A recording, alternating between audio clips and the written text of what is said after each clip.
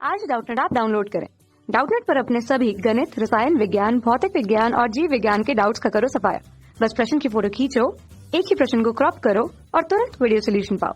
अभी डाउनलोड करें। हेलो दोस्तों, आइए देखते हैं एक प्रश्न। एक ठेकेदार बच्चों को खेलने के लिए एक पार्क में 2 फिसलन पट्टी लगाना चाहती है।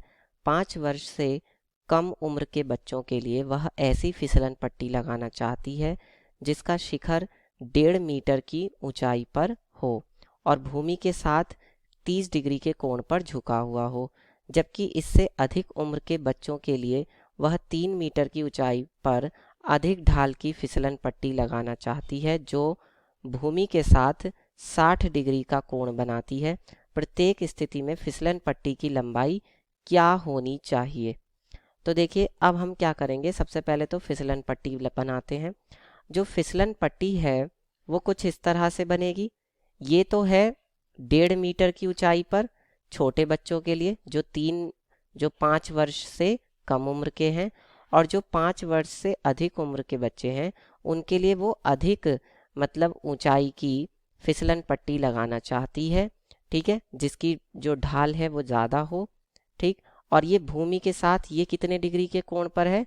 ये 30 डिग्री के कोण पर है। और ये भूमि के साथ कितने डिग्री के कोण पर है? 60 डिग्री के कोण पर है।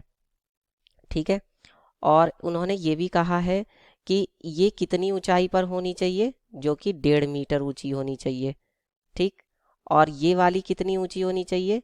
ये आपकी 3 मीटर ऊंची होनी चाहिए, जो बड़ी वाली है, जो बड़े बच्चों के लिए है। ठीक है, तो अब हम यहाँ पर एक एक करके दोनों को बताते हैं। यहाँ पर ये तो कितनी ऊंची हो है, यहाँ पर ये छोटे बच्चों वाली तो 1.5 मीटर ऊंची है। ठीक है, इसको अगर मैं नाम दे दूँ A, B और C, और इसको मैं नाम दे दूँ P, Q और R। ठीक है, तो ये छोटे बच्चों वाली तो 30 डिग्री के कोण पर है और बड़े बच्चों वाली 60 डिग्री के कोण पर है। और बड़े बच्चों वाली कितनी ऊंचाई पर है? 3 मीटर की ऊंचाई पर है, यानी यहाँ से लेके यहाँ तक की ऊंचाई कितनी है? ये आपकी 3 मीटर है। ठीक है, और ये आपकी 1.5 मीटर है। ठीक, तो अब इन्होंने कहा है कि प्रत्येक स्थिति में फिसलन पट्टी की लंबाई क्या होनी चाहिए। फिसलन पट्टी की लंबाई यही तो होगी जो यहाँ से यहाँ तक होगी। इस स्थिति में हमें ये बतानी है कितनी होनी चाहिए, और इस स्थिति में हमें यहाँ से यहाँ तक की लंबाई बतानी है कि ये कितनी होनी चाहिए। ठीक, तो अब हमें क्या दिया हुआ है? देखिए, हमें ये कोण दिया है और हमें लंब दिया है, क्योंकि इसके ठीक सामने वाली भुजा लंब है और ये भुजा कौन सी है? ये कर्ण भुजा है। क्यों? क्योंकि ये एक समकोण त्रिभुज है। अब जो ये ठीक ऊंचाई पर होगा ये लंबवत ही तो होगा, और इसी तरह से यहाँ पर भी ये लंबवत होगा। तो अब मुझे बताइए कि लंब में और कर्ण में कौन सा अनुपात होता है? तो हम यहाँ लिखेंगे त्रिभुज ABC में, ठीक है, लंब बटे कर्ण जो होगा वो कौन सा अनुपात होता है? वो होता है आपका साइन थीटा। लंब बटे कर्ण क्या होता है? Sine theta. तो यहाँ पर लंब क्या है? यहाँ पे लंब है AB, और कर्ण क्या है? AC, और ये किसके बराबर हो जाएगा? साइन, और थीटा की जगह पे कितना है? 30 डिग्री, यानी साइन 30 डिग्री हो जाएगा। ठीक है, और AB लंब की लंबाई कितनी है हमारे पास? यहाँ पे 1.5 मीटर, तो यहाँ पे हम रख देंगे 1.5, और AC हमें निकालना है, और ये कितना हो जाएगा? साइन 30 डिग्री का मान होता है 1/2।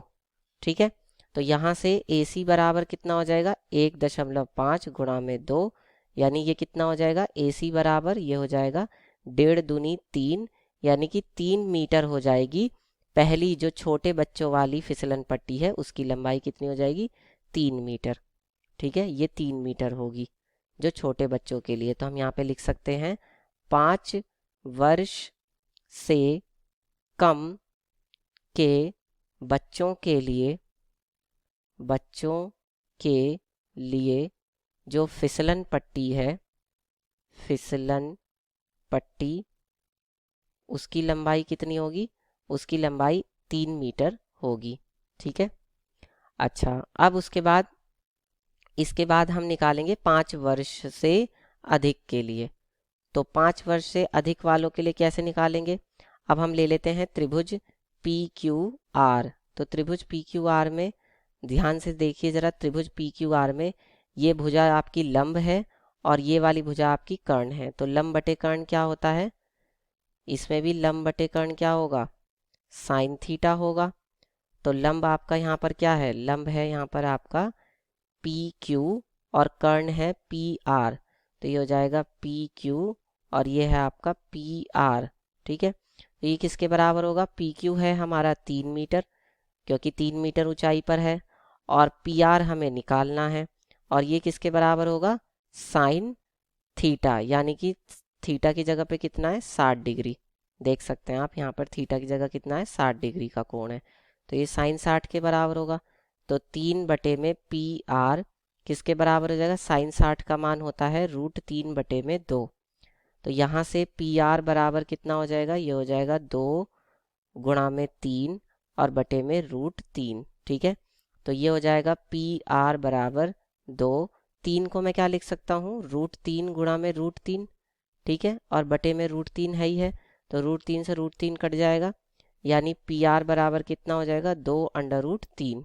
ठीक है, और √3 का अगर आप मान रखें तो वो √3 का मान कितना होता है? 1.732।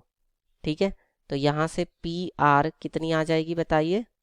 तो ये आपकी आ जाएगी 3.464 मीटर। और यही क्या होगा? आपका उत्तर होगा। ये 5 वर्ष से अधिक के बच्चों के लिए है फिसलन पट्टी। 5 वर्ष से अधिक वालों के लिए फिसलन पट्टी जो है कितनी होगी? वो होगी 3.464 मीटर।